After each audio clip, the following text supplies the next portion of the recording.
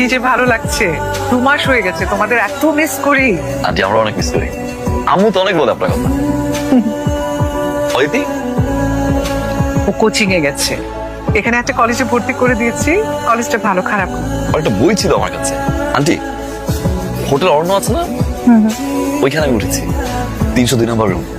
Aunty একটু অদিতিকে বলবেন? সমস্যা নেই বাবু, অদিতি আসুক, আমি ওকে বলবো তোমার সাথে দেখা করতে যাবে। তুমি আছো তো কদিন? জি আন্টি আমি দিদি। প্লিজ এসো, তোমার আঙ্কেলের সাথে তো দেখা হলো না। জি আন্টি। অদিতি হ্যাঁ শোন না, আজকে আবির এসেছিল। হাবিব আরে তোর আবির ভাই কোথায়?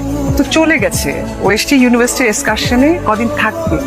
অরণ্য হোটেলে আছে, তোকে একবার দেখা করতে বলেছে। তোর নাকি একটা বই আছে ওর কাছে। আচ্ছা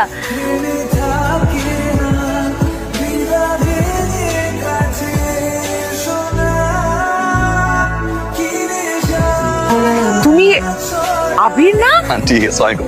ওয়ালাইকুম আসসালাম। এতদিন পর তোমাকে দেখেছি, কি ভালো লাগছে। তুমি এখানে কিভাবে? আন্টি এই যে আন্টি আমার ফ্রেন্ড। ও আপনারা কি পূর্ব পরিচিত?